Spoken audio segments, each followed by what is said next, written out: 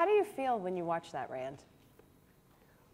I feel a great deal of pride because I will say to you that by and large, we can talk to all kinds of folks. They give us the time to do a story that's worthy, and it really is a remarkable body of work that Sunday Morning has between the entertainers, the musicians, the artists. We have probably interviewed we have a remarkable assemblage of artists and architects. Our range is vast. There is no other show on television that does what we do. How do you know? It feels good. How do you know? How do you decide what to say yes to? I say yes to far too many things. Just ask everyone.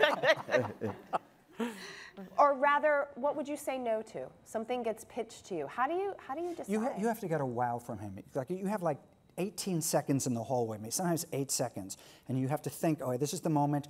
And if you have a remarkable character in a dramatic situation that people care about, plus something extra, and you package it in like a couple of seconds, when he's at the water cooler, and if you get a wow, he goes, I didn't know that. You're like halfway there. Oh, that's if Martha Teichner says to you, there's this remarkable conductor somewhere in the United States and we should do a story, and if someone really believes in something, they have to be patient because there are competitive issues because everybody has a favorite story. But if someone really believes in something, or there's something I'm just curious about. I remember, David did a story on the cloud. I love that story because you always think to yourself, where is the cloud? Yeah. And so it turns out the cloud is in Maryland. It was a little bit of a letdown, but nevertheless, we can do those stories, and that's a very satisfying feeling. We do those stories, and nobody else does. That's I did a story on, remember the doll doctor? I did a story on this man in upstate New York who lives alone, surrounded by thousands of dolls, and he fixes them. And where else would you have found that person? And also, what show would have approached it with some playfulness, but also some reverence? Like, we weren't there to make fun of him. He was such a unique character. Go on. No, go on. I was going to say, another part of this equation we're not really talking about is it's this virtuous cycle. Because the show is a big deal, we get access to places that other people can't get. A lot of the stories aren't told anywhere else because they're not allowed in. I'm doing stories right now on how everybody's trying to get to Mars. All of a sudden, NASA's got Mars missions planned. And obviously, the elephant in the room is SpaceX. Elon Musk's company has said they want people on the moon by on Mars by 2024. That's in 6 years. How could you do a story about Mars without talking to SpaceX? But they don't do interviews. Nobody gets into SpaceX. We got into SpaceX. Wow. Ooh. Wow. Meet me after. I'll spend 5 hours.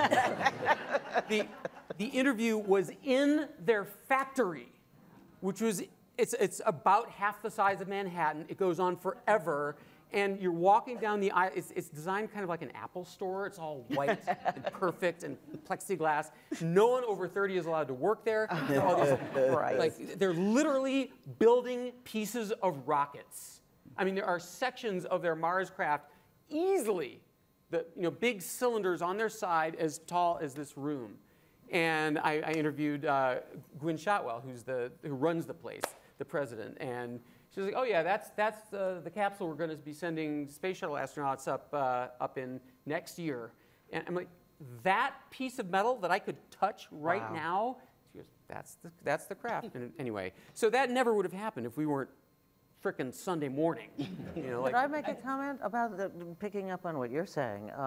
If you looked at that clip, you saw that in the correspondence in almost every single one of the interchanges were laughing.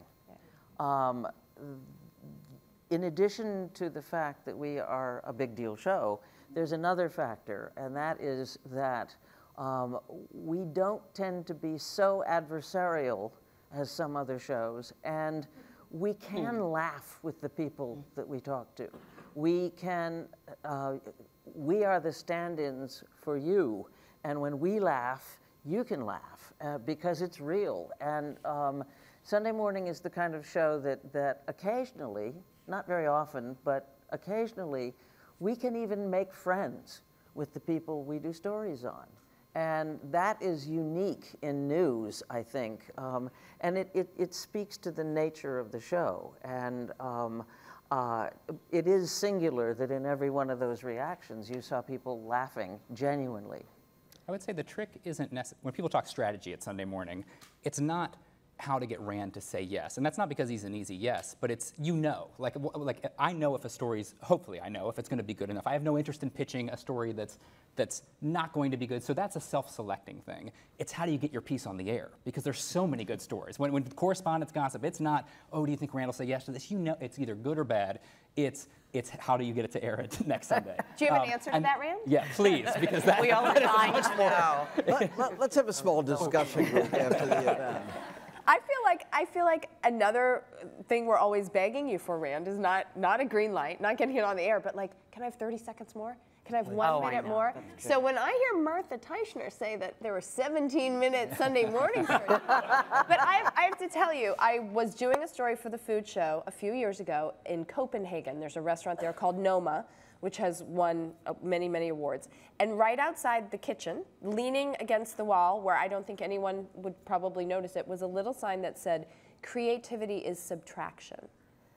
What do you think of that, Rand? Do you think the push-pull, where we're always asking for more time and you're encouraging us to see what's absolutely necessary, is part of what makes the show so good? I do think it is one of the things that makes the show so good. And I can't make everyone win. I'm always trying to maximize everyone's time in every story, and yet at the same time, it's still a show, and you want to make sure that people leave with an interesting.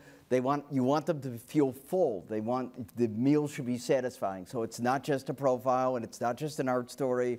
It's some humor, and it's maybe increasingly less often some politics, and it's a mix, so that it's a satisfying show. And it's always a struggle. You try to do what you can do, and I never feel good about telling a correspondent they can't have more time, and I never feel good about holding a story. But nevertheless, you do want it to be a satisfying experience for the viewer. So you're thinking of the whole show. I mean, you have an architecture background, right? Oh my goodness, Mo, how was your jacuzzi? Back, look.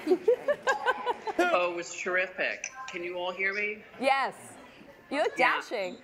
Oh, thank you so much. You know, I was just going to say, it's all about outlook. Because the truth is, you can always win.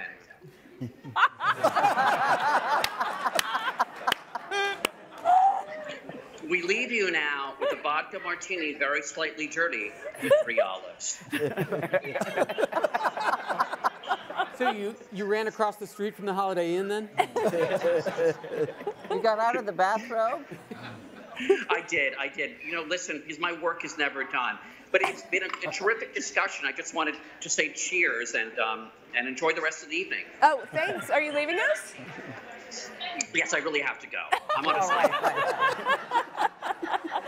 All right, Mo, have a great evening. Until we meet again. Well, because he's still got his pajama bottoms on.